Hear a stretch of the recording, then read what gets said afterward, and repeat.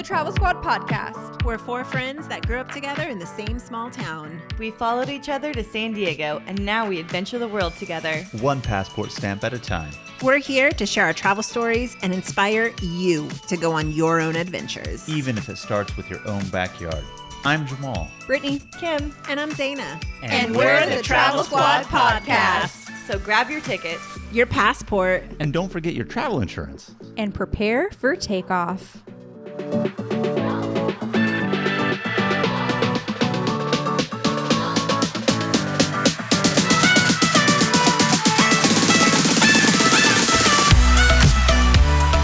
Hello, fellow travelers. Hey, everybody. Hello. Howdy ho ho. Welcome to episode 30 of the Travel Squad podcast. Today we are taking you with us for a weekend getaway to Palm Desert for a girls trip. Girls trip, yeah. Yeah. So we had been eyeballing this specific hike in Palm Desert for a while. I think we might have found it on Instagram or just Googling different blogs and stuff. So we finally decided to make a weekend trip out of it. And we added in adventures in Joshua Tree National Park as well. The hike that I'm talking about is Painted Canyons. And we were able to explore the Salton Sea and other strange things that you can find in Palm Desert. Lots of strange things in the desert. It sounds like a perfect weekend getaway for you girls. And due to the fact that you're labeling it as a girls trip and took it as a girls trip, clearly I was excluded from this little adventure. However, I did have a nice weekend all by myself. Brittanie left me here all home alone. I was so lonely. Aw, boo-hoo. I know. Oh, I didn't go on this trip either, Jamal, so don't feel too bad. I had to pull out last minute. But it was taken by Britt, Kim, Deja, Brittany's niece, Che, and Chelsea, also known as the Chelseas.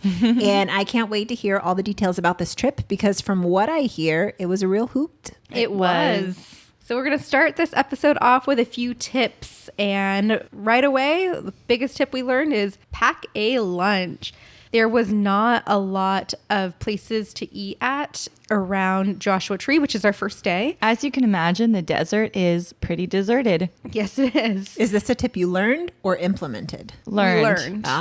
Yes. This was pretty early in our travel days, and this was our first girls trip and road trip together. So I think we learned a lot in general about road tripping and prepping for a road trip on this trip. Yeah, and I would also say have a plan, kind of like know the route that you're trying to take. There were several things that we kind of did spur of the moment, which was fun, but you can always have a plan and kind of plan for those things too. Yeah. And because we were in the desert and things are deserted, download maps on Google Maps beforehand because there are areas that you're going to go through that may not have service, and being able to route to your next destination is necessary. So I do recommend downloading Google Maps, and downloading an offline map to access later is crucial. Yeah, I mean, you're telling us this is one of the first ones you guys did, built the foundation for a lot of road tripping advice. But this, what Brittanie just said, is something that we do all the time now, is download Google Maps, because you never know when you're going to run out of service. And if you download it, you can access it like as if you have service, and you'll never be lost that way. Very important. Another tip, last tip before we get into it, is you probably don't want to do this kind of a trip in the summer because it's very, very hot in the desert. It can be over 110 degrees. So we went, I believe it was October. Oh, okay. It was October. The end of October. So it was actually getting pretty chilly at night. And so this was a great time to go. In the day, it wasn't too cold, but we did have some layers on so we can shed them if we needed or put it back on if we needed. And it was perfect. Yes, it was. So let's start our day off on Saturday. We're going to walk you through this trip. We packed up our car.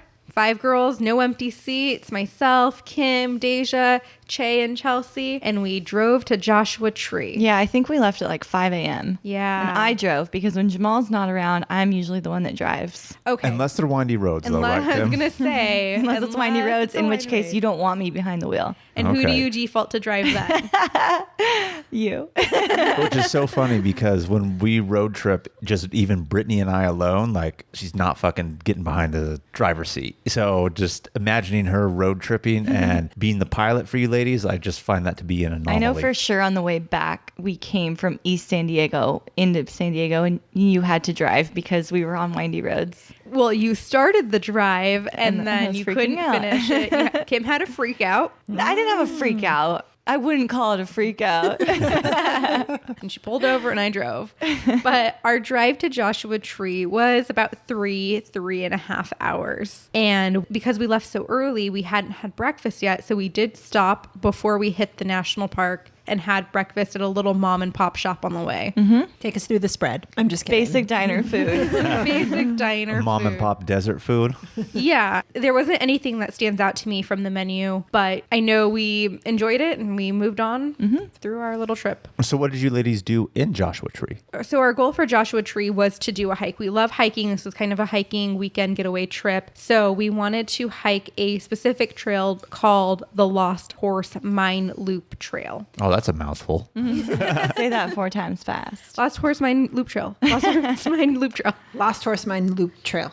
I couldn't even get through 2 for Brittany, and you stuttered at 1. I don't even want to attempt it. Like I said, sounds like a mouthful. But before you get to the entrance to the national park, you do go through a little town. And on the way, we did see a 59-cent dig your own cactus sign. And we're like, oh, we want to go back after we do the hike. So we kept that in mind. So we headed on over to the trailhead. And the highlight of the trail is viewing the old mine that was in the area. This mine once used to produce more than 10,000 ounces of gold and 16,000 ounces of silver. That was probably back in the 1900s. It doesn't produce anything anymore, but like it's still there. It's abandoned, I take it then. Yes. Yes. They moved along. Did you look for gold on the floor? Nope. But we did see a dead rabbit. We did. That's gold too, I guess. I don't know. I guess if you're an animal looking for breakfast, that's gold. It was about a 6.5 mile loop. There weren't many people on it at all. So we were out in the vast desert kind of by ourselves for most of it, which was pretty cool. I have a question for you guys. We get to ask this a lot, right? How do you choose your trail? So like what made you choose the Lost Horse Mine Loop Trail? Anytime I see a hike that's less than 6 miles, I'm kind of not into it. So that's Well, usually you have been as of late. Because she's over 30 now. She's over 30. Hey, I can still trek it. Okay. So 6 miles is about like where I like to see, and I like to do moderate hikes. I don't want to do a fucking walk in the park because it's a waste of my time, unless it's a really beautiful walk in the park. So that's usually where I start. I mean, we'll go down to 4 or up higher, whatever. So that's where we started. This one was 6.5. It wasn't as strenuous. It probably wasn't even a moderate hike. No. There were a couple parts maybe, but for the most part, it was pretty light. And that's what most of the hikes are like in Joshua Tree. There's not big mountains you're climbing up and down. Right. But this hike we also chose because of the history. You know, we learned that miners were moving from the Sierras into the desert. And this Lost Horse mine was an exception of the mines that produced in the area. A lot of them went out of business very quickly. And this one produced so much silver and so much gold in the early 1900s. It was the exception of the mines. And I know you said that this was just a moderate hike, but on the national park website it says in summer this is a very strenuous hike due to the heat. And the There's heat no only. shade. There's no shade at all whatsoever, and so it's not recommended to do this trail in the middle of summer because there's so much risk for sun exposure and dehydration. There are a lot of Joshua trees along this Yeah. hike, which are cute. I would love hope Joshua so, being in trees. Joshua Tree National Park. So, you know, when you think of hiking, sometimes you think of like forested mountain hikes, and this just wasn't that. The desert is the desert, and it was a desert. So there's trees, there's cacti, Joshua trees, and that's about it. Yeah, and you know I didn't go on this one with you ladies, but Brittany and I alone have been to Joshua Tree National Park. And when you say Joshua trees, they pretty much look like cactuses with pine needles, not like real needles that you would imagine from a cactus, but they're not very thick tree trunk style trees, so they don't even give you any shade. So when you say Joshua Tree, and just keep in mind you're really in the desert, there is no shade. They pretty much almost look like cactuses, even though they're not cacti. Right. No shade at all from the Joshua trees. But we finished up this loop, and because, you know, we went in October, it wasn't very hot. We're like, all right, we can do some more hiking, more exploring in the area. And we headed over to a different area of the park, and we went on another trail called the Hidden Valley Trail. It's only a mile loop, so it's nothing hardcore. But one of the other defining defining characteristics of Joshua Tree National Park are the boulders. It's a big rock climbing destination, and this loop trail had a lot of boulders. So you could kind of parkour around and see the boulders, and they're massive. They can be very tall. So it is kind of a sight to see. I know we say boulders and you're thinking like, okay, but it actually is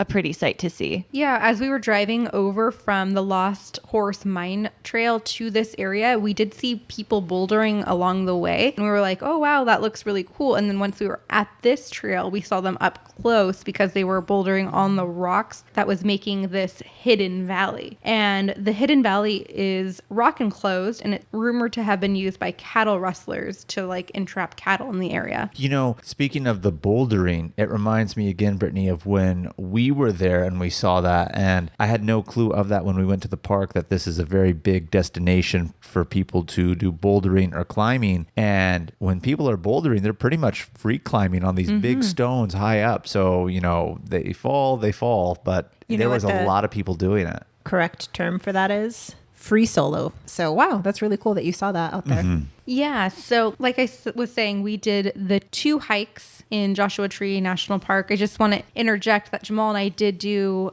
Joshua Tree on our own later. And we did a hike called 49 Palms Oasis. And it was about 3 miles round trip. And this was probably the most elevation gain and loss that we saw. It's about 300 feet down into a fan palm oasis. And this oasis does have shade at the bottom. Do you remember that hike, Jamal? Yeah, I remember it a little bit. I remember that it was actually quite popular. A lot of people were on it. And it was really cool to go down in there because the little oasis area that Brittany was talking about, you know, you get down there and for the most part, like Kim was saying, it is flat. I mean, we are talking about the bouldering, but there aren't trails to go up there unless you're actually like climbing it yourself or doing something. But yet this trail led you in to be between like 2 little small cliffs. So it was almost, again, its own hidden oasis of sorts. And it was actually having vegetation and shaded. It was really, really pretty. And although there were Joshua trees in that area, there was a lot of palm trees. And that was like the fan palm that was providing the shade for us. And just a little tip, if you don't want to pay an entrance fee into the national park, that specific hike, it's on the edge of the park. So you don't have to pay the entrance fee to go hike this specific hike. Squad tip. Squad tip. Squad tip. So back to the girls' trip. So we finished our time in Joshua Tree National Park and we were driving back to where we were going to be staying that night, further into civilization. But on the way back, we're cruising down the road and we see the sign for the 59-cent dig your own cactuses. So I pull into the driveway. I love your sound effect there, Kim. It was good. Do it again for me.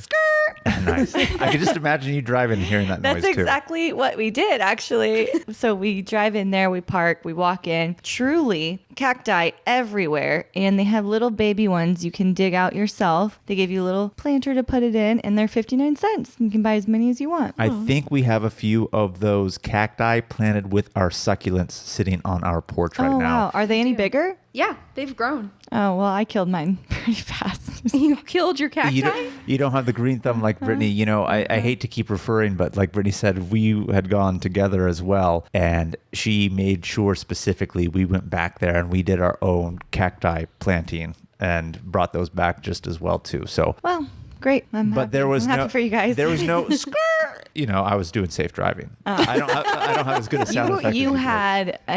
You were forewarned of where you were going. I was just like, there it is. All right, that's a fair assessment. I'll accept it. So after we dug our own cacti, we headed into downtown Palm Springs to hit up a restaurant for dinner. And we went downtown Palm Springs, but we weren't staying in downtown Palm Springs, so we had to drive there. Why weren't we staying in downtown Palm Because Springs? we were going cheap. I think Brittany asked me, like, how much do you want to spend on a hotel? And I said, as little as possible. Yes, you did. And so we spent as little as possible, and our hotel showed it. I guess you get what you paid for. You know, I've heard stories of this Red Roof Inn. What are you talking about? Didn't we stay there? No, we did not stay at that Red Roof Inn because you learned your lesson. But I've heard numerous stories about Red Roof Inn. And anytime we're looking at hotels in the future, when the squad's booking places or going somewhere, whenever it's a Red Roof Inn that we see, they always make reference to how janky and shady this one is, and is the one that we're looking at now going to be like this. I mean, the inside wasn't the worst. We had 2 beds, 5 girls, and we made it work. And that was fine. It wasn't like anything nice inside, but it wasn't the worst. Describe the outside. A lot of congregations of questionable people that may or may not have been living there. They did have continental breakfast for free, though. What? Oh, what a deal. This place. That sounds just like the hooked highlight. up. That's the highlight. Yes, we had a lot of mini muffins and coffee. How was the coffee? It was okay. Okay. Not memorable. Not memorable, but yeah. So anyway, we went to downtown Palm Springs, which is about a 20-minute drive from where we're staying for dinner. And if you're in this area, highly recommend doing that. Downtown Palm Springs is so lively. It's got such a retro vibe. There's a lot of good restaurants. There's good nightlife. I can't remember exactly what restaurant we went to, but any restaurant you choose, there's going to be a lot of good options to choose from. Did you guys hit a Pakistan? Oh, No you know it. Hakkasan in Palm Springs. Brittany did it. Her and Deja passed out. Me and the Chelseas got a bottle of wine and watched TV and hung out. AKA Hakkasan. Hakkasan Red Roof. There you go. You're taking it with you wherever you go. Yes, we are. So the next day, we wanted to continue our adventure, and we were headed out to the hike we were telling you about, Painted Canyon Ladder Trail. Such a cool trail. This is the trail that inspired us to take this trip. Is this trail in Joshua Tree or is No. this outside? Okay. Outside. It's just in Palm Desert somewhere. You can look it up. We drove there. It probably took about 45 minutes to drive there, and when you get deep in, you're driving on gravel, rocks. It's not a paved road once you get close enough, and you lose cell phone service. Yikes. This is another squad tip that we have for you. Squad tip coming in. Squad tip. So we looked up this hike beforehand, and I'm so glad that we did, that we took pictures of what it said on the webpage, because we're looking for like mile markers, and we're headed down this gravel road, and we're losing cell reception, and the hike itself is unmarked. There's not a trail marker. So using the internet to take pictures of what it says online to find the trailhead was essential, really. Yeah, we were kind of using it along the way because, like Brittany said, there are no mile markers or direction markers. There would be here and there arrows painted on the rocks that would tell you which way was the right way to go. You know what would have come in clutch? What? Run keeper. Yeah, we didn't have Runkeeper The going. thing is, though, it's not a trail. The name, Painted Canyon Ladder Trail, there are ladders that you have to climb up to get into the next elevated section where you may have to climb over rocks or down the ladders. So you're going through these slot canyons that are just, you don't know where the next turn is. It's a loop, so you're not coming out and back. So I don't think the Runkeeper would have been too beneficial in this case. Nonetheless, it really sounds like a fun trail, though. Oh my God, it was so much fun. Yeah, so it looks like when we first got there, we were parked on this gravel road, and we're just walking on this bed of rocks, and it's on the valley floor. We're like, where And is... on either side of us, it's like 200 feet tall rocks, and you're walking into it. Right, and so we're like, how do we get into this trail? Like, how are we going to find it? We're just walking down, and all of a sudden we see this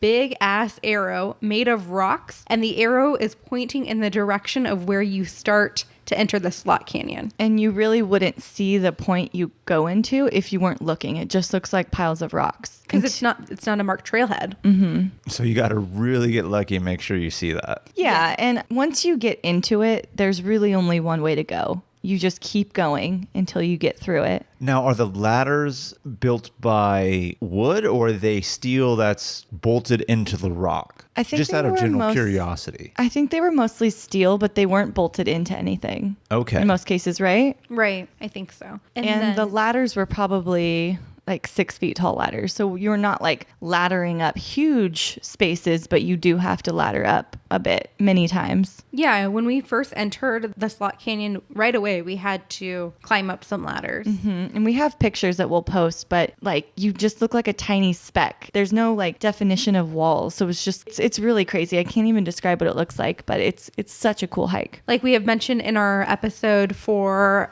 doing the American Southwest, we've been in slot canyons before. Antelope Canyon was a slot canyon, and this Painted Canyon Trails was a slot canyon as well. So we were hiking from the valley up to the top of where the slot is, then we were looping around, and then we're hiking back down into it. And along the way, we're following these arrows because there's not really a specific trail. And then so once you pop out of the slot canyon, you pop out into a vast open mountain range area. And then you can see the trail there. And we walked along the trail there, but it's just like miles and miles of vast desert mountain area, which was really cool. There was a couple other people on the trail at that point that we saw. Actually, at all the points, a couple of people. Yeah, and I think we were talking to one lady who was like, oh, continue to follow the arrows. There's going to be arrows all the way around the trail because she had done that before. So you do Slot Canyon, pop out, mountain range walk, and then you pop back into the Slot Canyon on another side. And when you pop back into the Slot Canyon, one of the ways to get back in, you had to take a rope down. Do you remember that before you And got rappel to down. And rappel down before we got to the ladder. Yep. That was really cool. We were building so much character. Why have you ladies not said, let's go back and do this as a squad? I would love to go back and do this one. I would really too. would. I mean, I always go on the hikes and they're fun, but I very rarely am intrigued by someone just verbally describing a hike to me, and I am very intrigued by this one. I would say this is one of my favorite hikes I've ever done. I Top would say 5. too.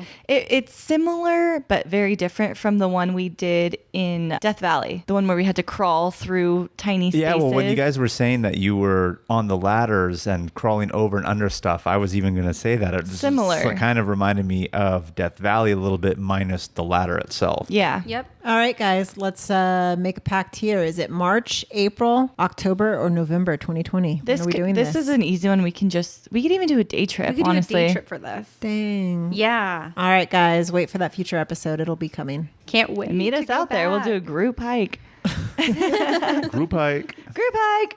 After the hike, which took, how long would you say? About 3-ish hours? Probably 3-ish hours. I don't know if we talked about how long the loop was, but it was a 5-mile loop approximately. Usually a hike is about 30 minutes per mile, but this one maybe was a little bit more just because of how you have to climb, and we took so many pictures. Real quick question before we move on off of this one. Just came to my mind right now. I know you're saying you're climbing in and out of the Slot Canyon, but was the majority of it shaded, or were you sun exposed for the majority of it? Everything in the Slot Canyon is shaded by the rocks, but then for that portion that you're walking along the mountain range, it is sun exposed. But so majority exposed or not exposed? Non-exposed, Okay. I would say. Okay. I would say 50-50 because you do have to walk along the canyon bed too, which is Yeah, and even though we were there in October, we shed our sweaters. We weren't wearing sweaters. So yeah, it wasn't bad. Very nice. I'd love to go back and do the Painted Canyon Trail again. We're going to do it as a squad. Squad trip. Squad trip. So then after the hike, it was still fairly early in the day, and we wanted to see the Salton Sea, which is an interesting place if you've never heard of it, because this lake is known for its dead fish, which normally it wouldn't be a tourist attraction to want to go see a lake with dead fish, but it's pretty cool. So picture this, a deserted lake, literally deserted. There are pieces of wood and an old ancient boat on the shore. It just looks gray and deserted, and there's dead fish bones in the shape of the fish still scattered across the shore, Everywhere. and it stinks. And it's a little stinky. And the reason why there's a whole bunch of dead fish is because once a year, this certain algae blooms and kills all of the fish. And because the Salton Sea is so salty, I mean, it's saltier than seawater. So the fish die and then they're preserved due to the amount of salt that's in the water, and they wash up on shore completely preserved. That's crazy. So here's my question though. Okay, so let's say the algae comes and kills off all the fish, but then how do new fish get in so they can die next year? It doesn't kill them all off, it kills off a majority. We also saw a bunch of weird stuff when we were there. We saw these people like get out of their car in these weird costumes. Yeah, do a photo shoot. There's a bunch of hipsters out there, like super into it. And yeah, the abandoned boat was pretty cool too. I was able to pick up one of the dead carcasses by the tail, fully intact, and pick it up and take a picture that looked like I was trying to lick it. So this was kind of what we had planned. And I think Brittany knew a little bit more about what was in the area, but we hadn't really planned anything. But she was like, you guys, I saw something, let's go to it. And I don't even think you told us what it was, but you were like, just drive to this address. It's right up the road. Yep, something I would do. So we get there and it's a gas station with a big banana stuffed animal outside, like life-size 6 feet banana. And the gas station is attached to the International Banana Museum. Stop the press. What? International. That's Banana crazy. Museum. Yes. This is like the only part of the trip that I've heard about, and this is like my favorite part. So I thought it was going to be a bunch of bananas, different types of international bananas, but that's not what it was. No, it's a collection of 25,000 banana related items. And by banana related items, we mean like figurines, pictures with bananas incorporated into it. Toys, costumes. Banana hammocks. Probably. I wouldn't put it past him. Banana flavored food. So they had banana bread, banana ice cream. Oh, They yeah, there's had- a bar in there. It used to be a bar. Then they turned it into a banana museum. And so the bar is still there, but they have all these banana foods for sale. You know, you guys always talk it up, but at the same time, I can't help but think to myself, like, this is something that would for sure just be in the desert. Yep, absolutely. It's a desert attraction, typical desert attraction. So it costs $1 to get inside. And we were like, damn, we really want to pay the $1?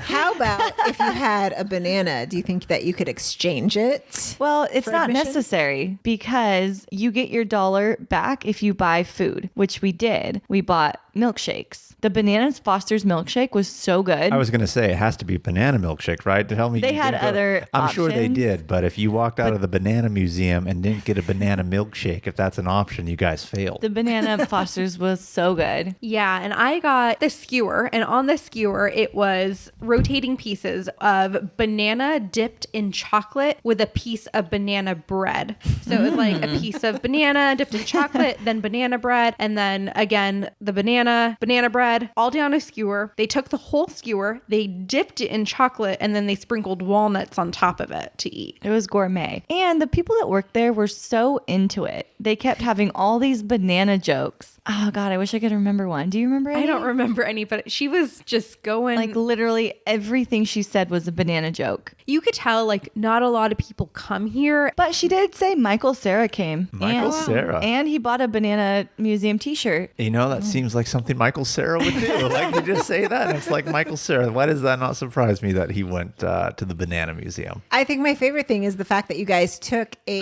group shot in banana gear. Okay, so we're walking around the museum, checking out all the banana stuff, and we stumble upon a barrel of costumes, banana costumes. And we're like, oh my God. Did it even say, was there a sign saying you can try it on? Yep, there was a sign. And we were like, oh my God, we can try these on. And so we all quickly put on banana costumes. I think we had 3 people wearing banana costumes. We had 2 people just wearing like big yellow clothing and hats. And then we had 2 life-size banana stuffed animals in this picture. And the lady who's telling all of the banana jokes is also our photographer who's super into this photo shoot. So we do some poses and then she's like... She's telling us what poses to get into. She's like, okay, do the boy band pose where you look this way, you kneel, you do this, and then taking our photos. And we're like, hell yeah. So we got some good lots shots. of photos in the International Banana Museum. They're coming up on Instagram.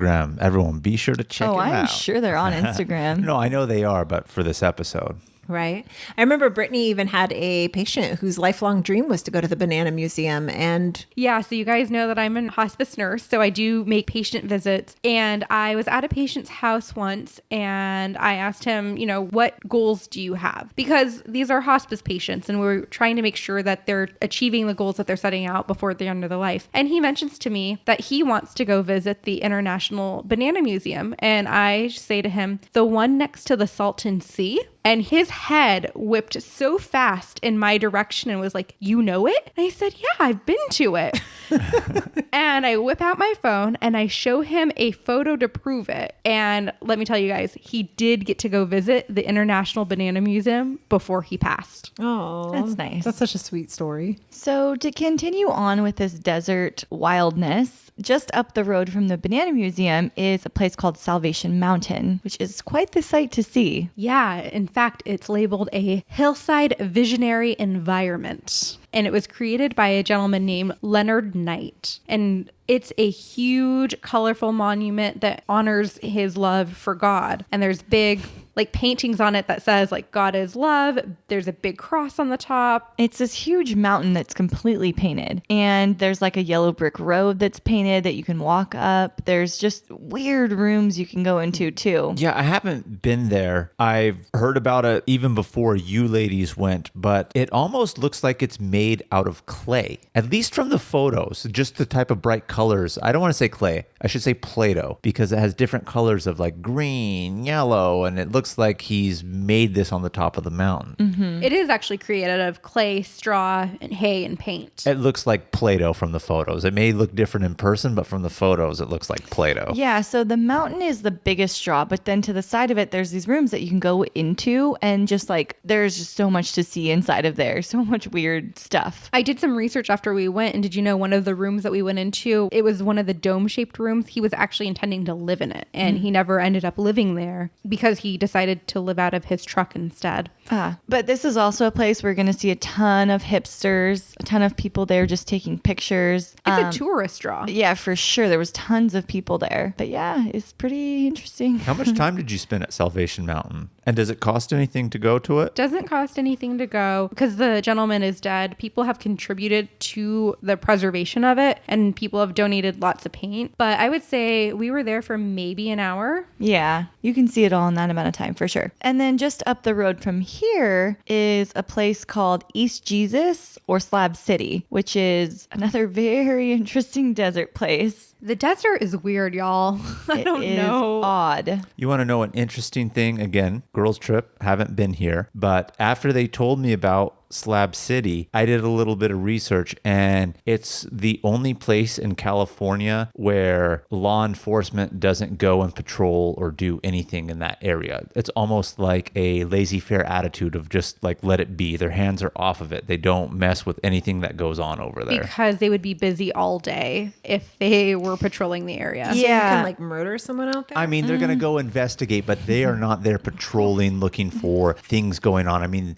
the girls will get into it, I'm sure, but there's squatters, there's just people out. Yeah, there's a lot of abandoned RVs or that look like they would be abandoned, but perhaps they have people there. There was a hostel. Yes, that would be scary to stay at. It was scary, very deserted. A lot of what you would imagine abandoned areas would have, like tires and broken windows and wood and just like random shit everywhere. Didn't you ladies say part of it is an RV community of people having stuff there, living there? I suppose. Or like little shanty sheds, whatever you want to call it. Right. But don't people put signs up where it'll say occupied so no one then comes in and chooses to squat there? You know, it's like let it be known. Like if it's listed as occupied, somebody's here, just not here at this moment. Like don't take it. Yeah. So literally this town is a town of squatters. And it's not a small town. We were driving through. They have dirt roads that we were driving through. So it's not like a small, just like a block. It's a big area. Yeah. And it used to be a Marine Corps training base. And when the Marine Corps stopped using it as a training base, they deconstructed and tore down the buildings. And all they left was the concrete slabs. So hence the name Slab City. And that's why it does look like a destructed town and has that feel. And so people have built up on those slabs and like made little shacks that they live in, or it's a big RV community. They'll park their trailer next to it. And you can tell kind of which areas are occupied by some of the squatters there. There was one house we passed, or there might have been more, but like signs up that would say weird things about God or anti-government or like aliens. It just had weird signs that added to the creepy vibe. And then in East Jesus, they had all this like desert art. So when I say desert art, it'd be like chandeliers made of beer bottles. Or there was a tree, the soul tree, that had, what was it? It was shoes hanging from the tree and surrounding the trunk base, and it was called the soul tree. It was very interesting. Mm-hmm. There was a bedazzled truck, had rhinestones and bottle caps and other shiny knickknacks plastered all over it. And that was literally the name of the truck, the bedazzled truck. Such an interesting episode. You know, they have a Vice News. You ladies ever heard of Vice News? Oh, yeah. They have a Vice News series talking about Slab City. I bet it's very interesting. It is interesting. You guys can, I've watched it. It's actually really unique. you can absolutely type in East Jesus, Slab City, Salvation Mountain, all of these places into YouTube and see it for yourself. They're just wild. You have to see it to believe it. The desert, man. The desert, man. So we're driving up this road and we've already seen the soul tree. We've already seen the bedazzled truck, and we hear that there is an art sculpture garden in East Jesus. And that's what we wanted to go and do next. And so we're driving along the road. And like Kim said, there are interesting signs plastered in front of people's homes. And there was a really interesting sign, I'm not quite sure what it said, that Chelsea wanted to take a picture of. So tell us what happens, Kim. So we stop the car right in front of the fence so she can get out and take a picture. And she gets out and she's ready to snap the photo. And a guy from behind the fence pops up and scares her. And he's all, "We don't like pictures around here." Some crazy stuff. I would not want to my encounter. God. You know, being there and seeing the other tourists would be one thing, but actually coming across a resident in there would freak the shit out of me. Yeah. Poor Chelsea. Yeah, we're like, okay, bye. It scared us. And like, I would have not wanted to be in just like a 1 or 2 person group. I am so glad that there was 5 of us. So we were like, okay, this place is a little creepy. Maybe we won't go inside the art garden and maybe we'll just drive by it. So that's what we did. We drove by the East Jesus art sculpture garden. But apparently there's like a whole bunch of things made out of junk. They're using like plastic bottles, glass bottles, wood scraps, broken mannequins, doll faces. Like that was like the weird thing. Like there was like deconstructed dolls. Yeah. Like just creepy shit. Like Hills Have Eyes, kind of weird stuff. Oh, I hated that movie. That movie was terrible. So we only drove by that section. And while we were on our way to East Jesus, we hit a split in the road and there was a sign saying to the left is East Jesus and to the right is West Satan. So which spork did you choose? We actually drove them both. Oh, gosh. Could be a trick. You'd think Jesus would be safe, but it's the dangerous one, and Satan would be the dangerous one, and it's the safe one. I don't know. Well, apparently West Satan was previously called West Jesus, but the people that lived in that area got into a fight about the city, and so they renamed themselves West Satan instead of West Jesus. Oh, some The desert. I don't know what more to say other than the desert, man. Awesome. Like, I'm really jealous of this trip that you ladies took because as creepy as it sounds in this area specifically of Slab City, it sounds super, super fun. Yeah, it was. It was just a fun day of exploring and seeing things that we didn't plan to see, but that were a sight to be seen. I'd have liked to see Chelsea's face. Yeah. Anybody's face to be scared for that matter in that area. Even like when you're saying that, I'm sitting here and I'm just like, All right. I definitely would have cried. I'm going to make a squad suggestion. Are you Okay. ladies ready for it? Give it to us. We go camping out there. You're crazy. Stay in the hostel. Ooh. I feel would like, feel safer at camping than in a hostel. yeah, I was going to say, ooh, I'd rather camp out there. So from the Salton Sea, that pretty much summed up our trip. We were closer to home, and that's why we planned our trip this way. And so from East Jesus, it took us about 2.5 hours to drive home to San Diego. Like we previously mentioned, Kim started off the drive, and once we hit Those East, windy, scary roads. yeah, in East San Diego, she pulled off to the side. I jumped in to the driver's spot, and I drove us home safely. Kim, What a this is fun- telling me all I need to know about your driving skills. Take note. Take note when you're tired and want to trade. So question for you, going back to West Satan, is there anything specific that like stuck out to you guys there, or just like it was just super weird? There was nothing particular. Like that portion seemed to be more closed off to the public. So we could only drive the area and kind of do a loop. So we Also, not as much art to take in on that side. But let me ask you something. So I know you were saying Slab City, East Jesus, West Satan. Is East Jesus and West Satan different areas of Slab City, or are these different? Okay. Right. So all of it's Slab City, but these are just their own little Yes. communal things. Yeah, so within just it. imagine driving through a town on a road and you're seeing all of this art, the soul tree, the bedazzled truck, and then when you're down the end of the main street, it splits into these 2 communities. It's on the other side of the tracks, except it's on the other side of the I was just about to desert or say the that. road or whatever you want to say. Yeah. Anything you guys want to know about this trip, seeing as how we're going to take it ourselves come pretty soon? If it's 2.5 hours away, I mean, it sounds like a real easy one to do. Yeah. I want to do it. I want to go. Sounds like a great day trip. Yes, it does. Excellent. All right, that sums up this week's episode. Thank you so much for tuning in. To keep the adventure going, please be sure to follow us on Instagram and tag us in all of your adventures and send us in those questions of the week. And if you found the information in this episode to be useful or just thought we were plain funny, please share it with a friend that would enjoy it too. Please subscribe, rate, and review our podcast, and tune in every Travel Tuesday for new episodes. Make sure to pack your bags and grab your passports because next week we are taking you with us to Lebanon. Lebanon 2020. Going to the Mideast. Bye, guys. Bye. Bye.